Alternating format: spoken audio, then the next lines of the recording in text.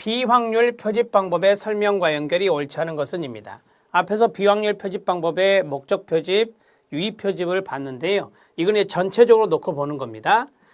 1번은 이제 개념적인 부분이 들어가 있는 것 같고요. 우발적 표집, 유의 표집, 할당 표집, 누적 표집까지.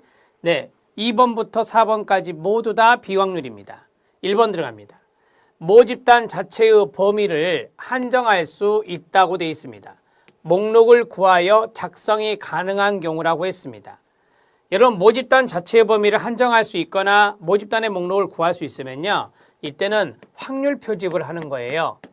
이때는 확률 표집을 하는 거예요. 반대로 모집단 자체의 범위를 한정할 수가 없고 목록도 구할 수 없다면 그럴 때는 비확률 표집을 하는 거예요. 자, 1번이 틀렸습니다. 우발적 표집 들어갑니다. 우발적 표집은 자, 예를 들어서 길거리에서 만난 사람, 그래서 길거리에서 만난 사람을 대상으로 한다면 우리가 우발적 표집이라고 하죠. 따라서 연구자가 쉽게 이용 가능한 대상을 표본으로 선택하는 방법이죠. 가장 쉬운 방법이에요. 맞습니다. 유의 표집 바로 앞에서 봤는데요. 모집단에 대한 정보가 많은 경우 연구자의 주관적인 판단 기준에 따라서 연구 목적 달성에 도움이 될 수 있는 구성 요소를 의도적으로 추출하는 방법입니다. 유의 표집이죠. 연구자가 판단을 해요. 아, 저 사람이 내 연구 목적에 맞다. 그러면 가서 인위적으로 받는 겁니다. 할당 표집이죠. 비례층합 표집의 사촌지간이라 했는데 표본을 모 집단에서 차지하는 범줄의 비율에 따라, 그래서 비례라는 말을 쓸 수 있죠. 모 집단에 비례하게 자, 할당을 하고요. 할당된 수의 표본을 인위적으로 추출하는 방법입니다. 자, 비례층합 표집은 무작위로 각각에서 뽑는 거지만 할당 표집은 각각에서 인위적으로 뽑는 거예요. 자, 맞습니다.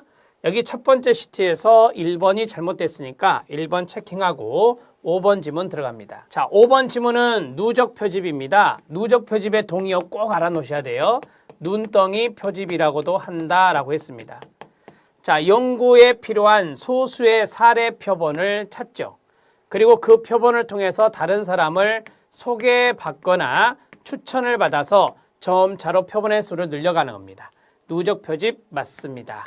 누적 표집, 눈덩이 표집은 대상자를 찾기 힘들 때, 대상자 찾기 힘든 경우 적합한 방법이 바로 눈덩이 표집입니다. 됐죠? 40번의 답은 1번입니다. 41번 문제 들어갑니다. 41번 문제는 통제 집단 전후 비교 설계에 대한 설명인데요. 옳은 것은입니다. 자, 두 집단의 동질성이 확보될 수 있답니다. 외생 변수를 철저히 통제할 수 있다고 했네요.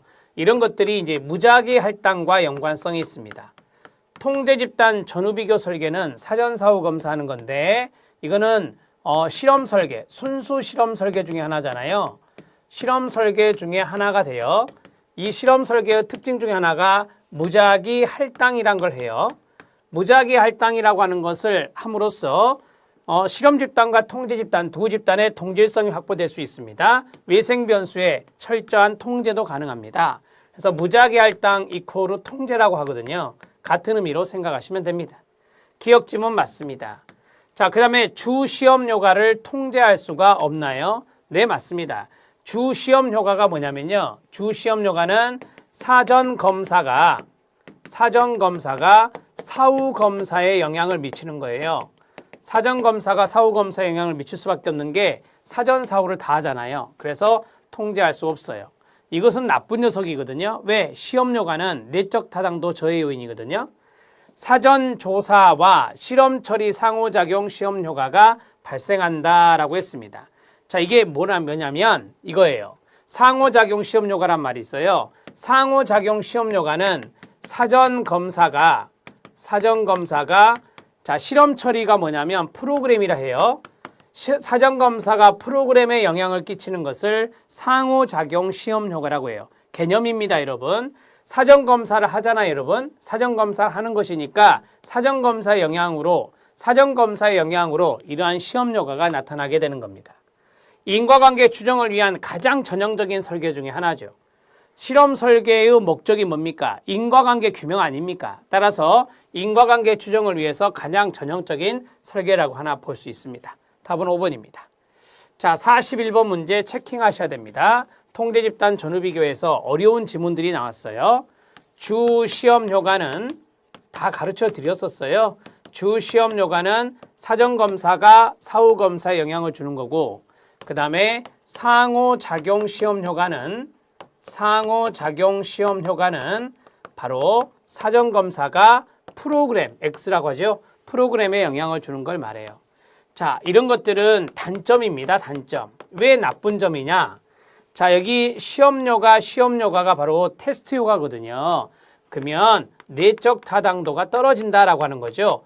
내적 타당도 저해 요인이니까 바로 이제 단점에 해당될 수 있는 겁니다. 자, 41번의 답은 5번으로 처리하십시오. 42번 문제 들어갑니다. 41번 문제 별표 치시고요. 42번 문제 자료 수집 방법과 연결입니다. 옳지 않은 것은입니다.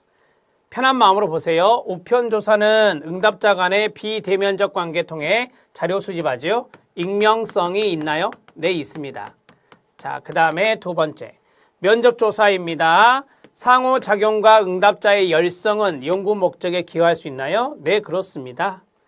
관찰법입니다. 관찰법은 행동을 보는 거죠. 응답자의 행동을 통해 나타나는 태도와 의견을 조사하고 분석하는 겁니다. 맞습니다. 전화조사입니다. 전화조사는 응답자의 동기 강화로 질 높은 응답을 받을 수 있다. 자, 응답자의 동기 강화로 질 높은 응답을 받을 수 있는 것은 면접법이거든요. 면접조사가 그렇고, 자, 이 전화조사는 동기가 약합니다.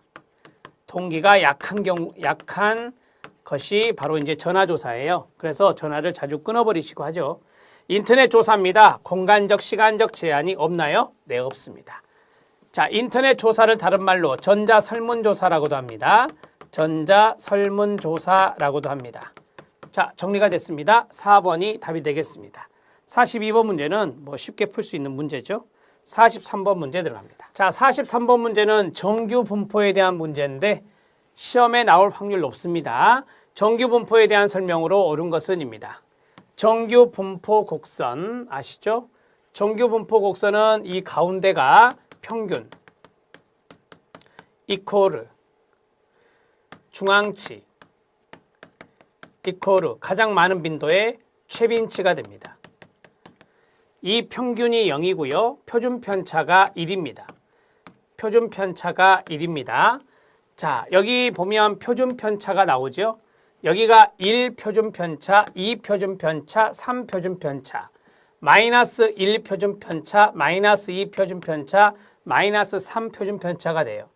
자, 여기에 첫 번째 편차에 해당되는 것이 68% 정도 되죠. 전체 사례수의 68%. 자, 두 번째 플러스 마이너스 2 표준 편차에 해당되는 이것이 전체의 95%가 되죠. 자, 마지막 세 번째 플러스 마이너스 3 표준 편차에 해당되는 여기가 바로 전체의 99%를 차지합니다. 자, 이것도 여러분들이 알아놓으실 필요가 있어요. 이 니은 지문이 바로 그거거든요. 갑니다. 평균이 0이고 표준 편차가 1입니다. 평균이 0이고 표준 편차가 1인 분포가 정규 분포예요. 응답자 수가 적을수록 정규 분포에 가깝지 않겠죠. 응답자가 많을수록 그렇습니다. 응답자가 많을수록 정규 분포에 가까운데요. 자, 적어도 사례수에는 자, 30 이상이어야 됩니다. 30사례 이상 돼야 됩니다.